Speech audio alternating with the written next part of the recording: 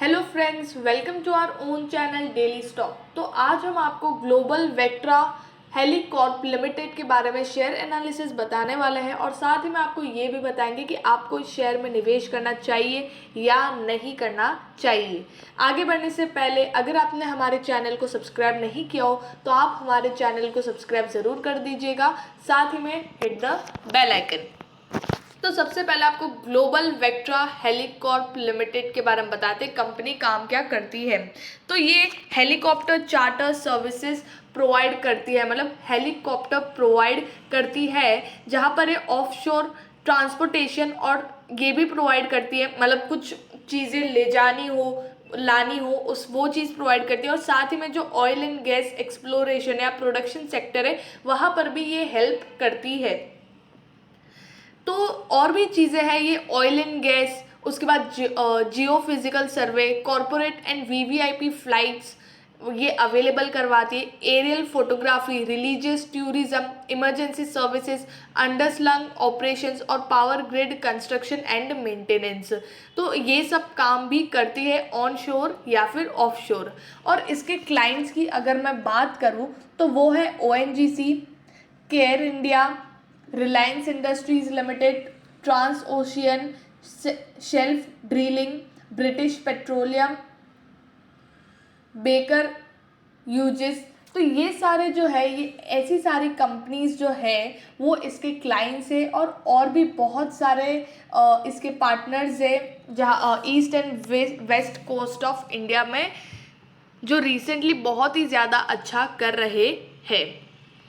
अब यहाँ पर कंपनी डेटा के बारे में बात करें तो इसका मार्केट कैप है 102.76 करोड़ का। तो ये एक स्मॉल कैप कंपनी है जिसका इंडस्ट्री का पी यहाँ पे 54.79 है, लेकिन कंपनी का जो पी है वो नहीं दिया हुआ है। क्यों? क्योंकि अगर कोई भी 4 क्वार्टर में से अगर कंपनी ने अच्छा परफॉर्म या कंपनी का जो रिजल्ट है वो लॉस में आता है तो यहाँ पर प्राइस टू अर्निंग रेशियो नहीं दिया हुआ होता है। अब यहाँ पर प्राइस टू बुक प्राइस की बात करें तो 2.15 टाइम्स पे आपको ये शेयर मिल रहा है, क्योंकि इसकी बुक वैल्यू वो है 34.21 और इसके डबल पे जो आपको शेयर प्राइस मिल रहा है। डिलीवरेबल परसेंटेज है 57.70, मतलब इतनी डिलीवरी इस शेयर की उठाई गई है। अब यहाँ पर फाइनेंशियल ट्रेंड की बात करें तो बस ये है कि कंपनी का रेवेन्यू यहाँ पर डिक्रीज होने लग गया है 2021 में। मतलब 2018 से 2021 तक अगर कंपनी का रेवेन्यू देखें तो 18-19 में इंक्रीज होने लगा, क्योंकि पहले भी कंपनी 300-350 करोड़ इतने का ही रेवेन्यू करती थी और 18-19 में इंक्रीज होने लगा कंपनी का रेवेन्यू। 20 में फिर से डिक्रीज हो गया 490 से 484 करोड़। चलो इतनी कोई दिक्कत नहीं है, लेकिन जो प्रॉफिट है वो 7 करोड़ से 2 करोड़ 8 लाख पे आ गया, तो यहाँ पर ये दिक्कत है। और 2021 में कंपनी का रेवेन्यू ही 484 करोड़ से 323 करोड़ 44 लाख पे आ गया। तो यहाँ पर कंपनी का रेवेन्यू बहुत ज़्यादा डिक्रीज हो गया है ड्यू टू पैंडमिक भी बहुत ज़्यादा था उस वजह से। और 29 करोड़ 28 लाख का यहाँ पर कंपनी को लॉस हुआ है।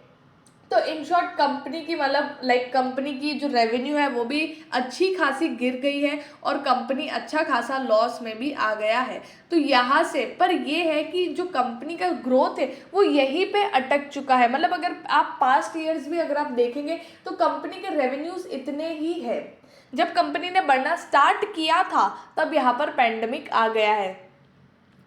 अब यहाँ पर बात करते हैं शेयर होल्डिंग पैटर्न की। तो प्रमोटर के पास 75% का स्टेक है और पब्लिक के पास है 25% का स्टेक। तो यहाँ पर कोई भी foreign investors, domestic investors, mutual fund कोई भी यहाँ पर इन्वेस्टेड नहीं है, मतलब उनका किसी का भी स्टेक यहाँ पर नहीं है। अब यहाँ पर बात करेंगे रेवेन्यू स्टेटमेंट की। तो मार्च में 84 करोड़ का सेल्स था, जून में 78 करोड़ का सेल्स था और सितंबर में 71 करोड़ का सेल्स था। और तीनों क्वार्टर में कंपनी लॉस में थी, -7 करोड़ के लॉस में, देन -10 करोड़ के लॉस में, सितंबर में यहाँ पर कम के लॉस में थी, दैट इज -1 करोड़ के लॉस में। लेकिन फिर भी 2020 से कंपेयर करें तो 2021 में यहाँ पर अच्छा खासा रेवेन्यू गिरा है और रेवेन्यू भी कंपनी उतना नहीं कर पा रही है कि कंपनी को प्रॉफिट हो, कंपनी अपना एक्सपेंस ही नहीं निकाल पा रही जितना, मतलब उतना कम कंपनी रेवेन्यू कर रही है। अब यहाँ पर बात करते हैं रिटर्न रेशोज़ की। तो जैसे कि मार्च में जो रिटर्न ऑन इक्विटी था वो 10.58% का था, मतलब कंपनी की जो इक्विटी है उस पे इतना रिटर्न, जो शेयर होल्डर्स है जो पैसा लगाते कंपनी पे और उन पैसों पे कंपनी कैसा काम करती है और रिटर्न देती है, तो 10.58% का रिटर्न दिया। बट 2021 में ये -61.12% हो गया है। मतलब कंपनी का जो रिटर्न ऑन इक्विटी है and all the return ratios are totally dependent on profit.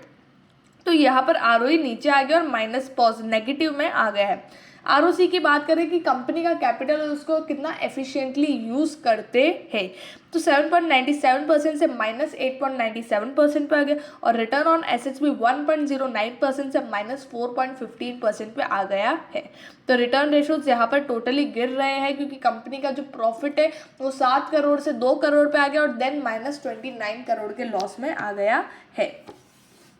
अब यहाँ पर लेवरेज रेशो की बात करें तो 1.80 डेट टू इक्विटी था, जो बहुत ज़्यादा होता है। देन 2020 में कंपनी ने और भी ज़्यादा डेट उठाया 4.72 और 2021 में यहाँ पर 1.09 हो गया। मतलब कंपनी, मतलब जो जितनी इक्विटी उसके हिसाब से डेट 1.09, तो यहाँ पर कंपनी ने अपना 2020 के कंपैरिजन में अपना डेट डिक्रीज किया, तो वो एक अच्छी बात है। लेकिन इंटरेस्ट कवरेज रेशो यहाँ पर गिर रहा है, मतलब इंटरेस्ट पे करने की जो कैपेबिलिटी है वो कंपनी की यहाँ पर बिगड़ रही है।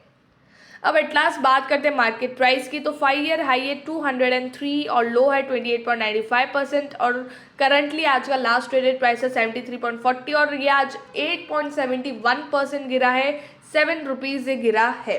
तो जैसे कि यहाँ पर जो है 2017-18 में कंपनी ने, मतलब लाइक कंपनी का शेयर प्राइस इतना गया, उसके बाद से ये शेयर गिरने लगा है और तब से ये वहीं पे चल रहा है। मतलब 50 से 70 या 80 के बीच में कुछ जाता है, थोड़ा सा और ऊपर जाता है, बस ये शेयर जो है वो यहीं पर घूम रहा है। तो लॉन्ग टर्म के लिए मैं आपको ये शेयर नहीं बोलूँगी, क्योंकि अगर इसमें थोड़ा सा अप ट्रेंड दिखता है, बुलिशनेस दिखता है, तो आप इस शेयर में निवेश करने के लिए बोलो। अगर इसके रिजल्ट्स फिर से अच्छे आने लगते हैं तो आप इस शेयर में निवेश करें बिना कोई रिस्क लिए। लेकिन अभी ये शेयर यहीं पे कंसोलिडेट कर रहा है, तो इस शेयर में आपको निवेश नहीं करना चाहिए। लेकिन अगर आप इस शेयर को अपने रडार पे रखें और स्विंग ट्रेडिंग करना, तो आप इस शेयर में स्विंग ट्रेडिंग कर सकते हैं। लॉन्ग टर्म पर्पज़ के हिसाब से मैं आपको शेयर नहीं बोलूँगी। अगर आपको वीडियो अच्छा लगा है तो please like and share and subscribe our channel. Thank you.